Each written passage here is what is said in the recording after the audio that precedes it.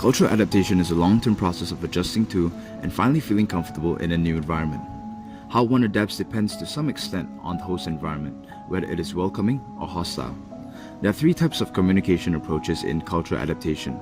The first being the social science approach, the interpretive approach, and the critical approach. Today we will explore the social science approach, which is the transition model.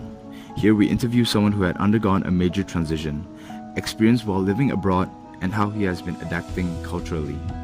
Hi, today I have Bernard Law here with me, which I will interview and ask a few questions to know about his experiences abroad when he was studying. So, where did you go abroad and why? I went to South Korea to study. Initially it was to pursue a degree. However, if you want to pursue a degree, you have to be fluent in the Korean language. Yes. So I took the Korean language program when I went to Korea. Okay. So for my next question, so which university in Korea that you studied at? Kyunghee University, Seoul campus. Yeah, so when you went to Korea, you obviously had somewhere to stay. So who did you stay with when you were in South Korea studying? Oh, I stayed with my Malaysian friend, Sunny. Okay.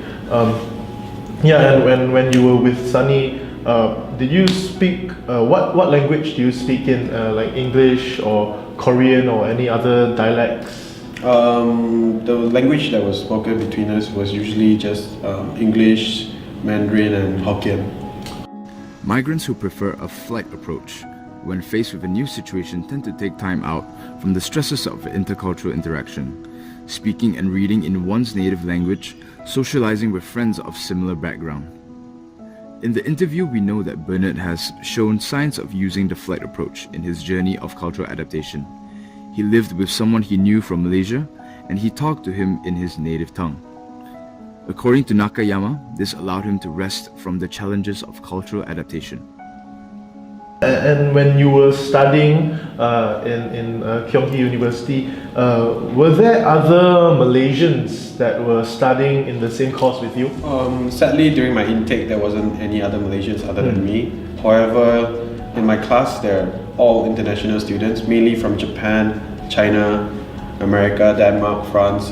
But I usually hang out with my group of friends because we speak the common language, which was English. Okay. As explained by Bernard, he hung out with a group of international friends from America and France, and they all speak a common language, which is English. This form of behavior represents the in-group, which is defined as a social category or group with which you identify strongly, as opposed to the out-group, which conversely is a social category or group with which you do not identify. So, apart from your classes and your studies, how do you spend your time in Korea? Do you take your own initiative to explore Korea yourself? And if you did, what do you do? Oh yes, definitely. After class, because my classes every day were from Monday to Friday, 9 a.m. to 1 p.m. Yeah. So after 1 p.m, the whole day is just basically free where I can do anything I want. So I would take the subway or the bus and then just get lost in Seoul. Behavior exhibited by Bernard, such as the eagerness to explore and get lost in Seoul, can be grouped in the fight approach to cultural adaptation. Characteristics of a fight approach would entice involves jumping in and participating.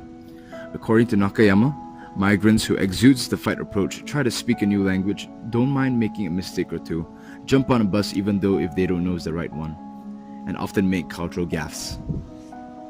And for my last question, did your Korean help you with your daily life? Oh yes, definitely. Like in a country such as Korea, where majority of the population only speak one language, which is their national language, Korean. It definitely helps you a lot.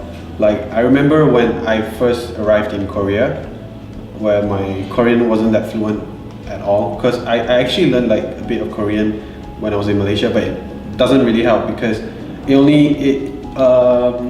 learning a language, you have to use it to get good at it. So you only get good if you use it. So when I remember when I first arrived, I went to this restaurant, like the menus were on the wall, there was no pictures, it was just Korean words and everything. And the Korean words, the name of the food, and the price. I know how to read the Korean words, but I don't know what they meant. So I just simply picked one, and then when it came, I was like, oh, so that's what I ordered. That's all the time we have. Thank you for your time. The approach used by Burnett while culturally adapting to his stay in Korea lands on both ends of the spectrum, utilizing fight and flight where he saw fit. This explains the last approach of the transition model, which is the flex approach, which stipulates a mix of productive fight and flight behaviors. Nakayama mentions that migrants go with the flow while keeping in mind with the contextual elements. To recap, the transition model in one's behavior to cultural adaptation can be broken to a flight approach, which is a strategy to cope with a new situation, being hesitant or withdrawn from a new environment. The fight approach, a trial and error approach to coping with a new situation. And the flex approach, which is a mixture of both.